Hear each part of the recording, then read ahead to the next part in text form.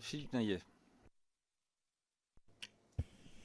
Merci, Monsieur le Président. Bonjour, Madame la Ministre. Merci d'être présente ce matin. Moi, à mon tour, je ne vais pas revenir sur les OPMR parce que je crois que le diagnostic, il est partagé par tout le monde. Les OPMR, aujourd'hui, sont surtout victimes de la faiblesse des moyens qui leur sont dédiés et forcément, ça hypothèque leur mission. Il faut le dire, là aussi, il faut arrêter de tourner en rond. Moi, j'ai une question un peu plus précise pour vous. Effectivement, vous avez fait front au moment de la crise des Gilets jaunes et en 2019, dans un souci de transparence, un délégué à la concurrence outre-mer avait été désigné, François Amand, qui a été auditionné ici même dans le cadre de cette commission d'enquête. Sa nomination avait suscité l'enthousiasme, je me rappelle, des élus et des réunionnais en général qui espéraient un changement dans la manière d'encadrer les acteurs économiques. Mais le bilan en est tout autre. En effet, rien n'a changé et son rôle n'a pas abouti à une quelconque avancée.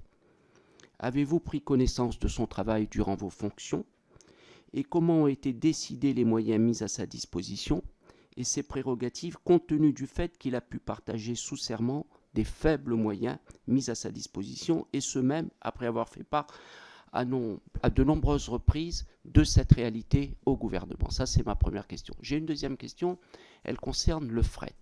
Depuis que nous avons commencé ces auditions, on voit un certain nombre d'acteurs ou d'opérateurs que nous avons reçus qui mettent le fret un peu au centre de la cherté de la vie. Souvent pour masquer l'absence de transparence de leur côté. Bon, mais reconnaissons objectivement que le fret a augmenté. Alors moi j'ai une question pour vous, Madame la Ministre. Le fret, il n'y a pas 50 façons de le régler.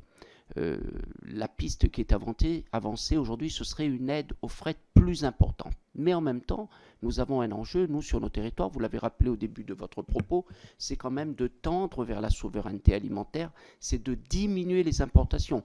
Aujourd'hui, dans le panier de la ménagère, si je puis dire, j'aime pas ce mot ménagère, en tout cas, dans le panier de celui ou de celle qui fait ses courses, 80% des produits sont importés, arrivent d'Europe, malgré des filières qui existent, vous l'avez rappelé également à La Réunion. Donc, comment trouver l'équilibre entre un fret qui serait aidé, soutenu, en même temps qui ne pénalise pas la production locale, puisque, encore une fois, l'enjeu, c'est de renforcer la production locale, de tendre vers la souveraineté alimentaire. Voilà mes deux premières questions. D'abord, sur les moyens de M. Amand, puisque vous étiez aux responsabilités à ce moment-là. Merci.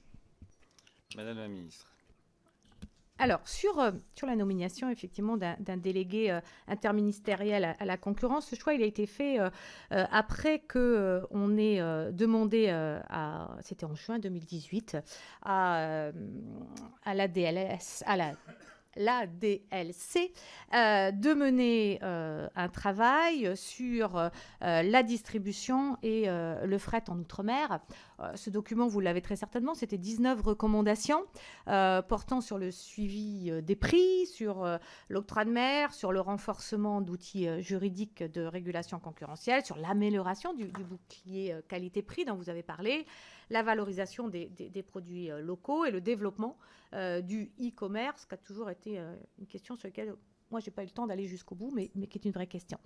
Et il y avait aussi, effectivement, cette idée de dire il faut qu'on aille vers la création d'un poste de délégué interministériel à la concurrence pour qu'il y ait, au-delà de cette mission spécifique, que ce ne soit pas encore un rapport mis dans un tiroir, une continuité et qu'on fasse vivre l'ensemble des remarques qui avaient été apportées, ou du moins des recommandations, en suivant les propositions.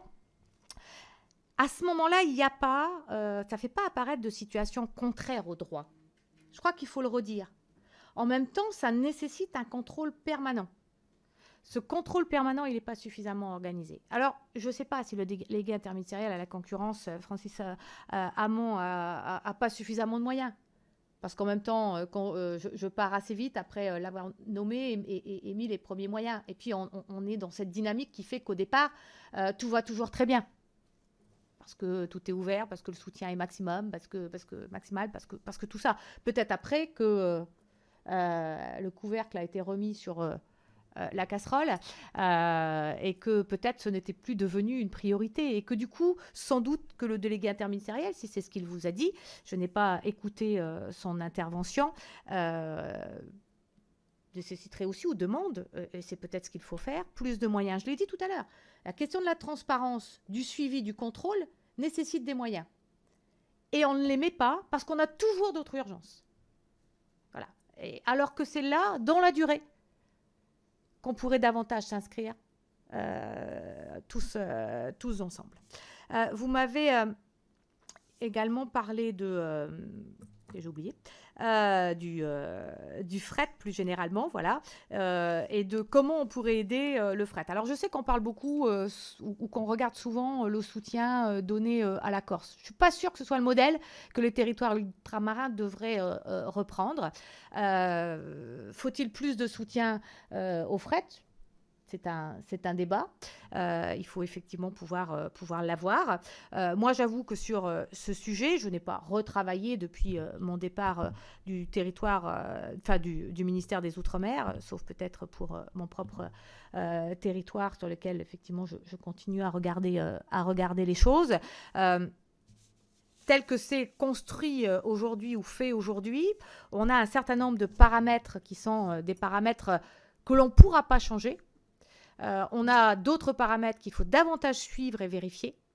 Et puis, quel soutien supplémentaire si on décidait de le faire. Vous savez, moi, j'ai souvent pris un exemple et souvent mis les gens devant une réalité, de d'autres pays ou de d'autres territoires. J'avais regardé comment d'autres territoires financent, quand ils ont des territoires éloignés, des îles, et qui ravitaillent des îles, comment ils fonctionnent. Ils fonctionnent souvent avec une prise en charge presque totale du transport. Mais il n'y a pas d'autre aide. On n'y parle pas de surrémunération dans ces territoires, ou de soutien spécifique. Donc, il faut vraiment que l'on mesure le tout.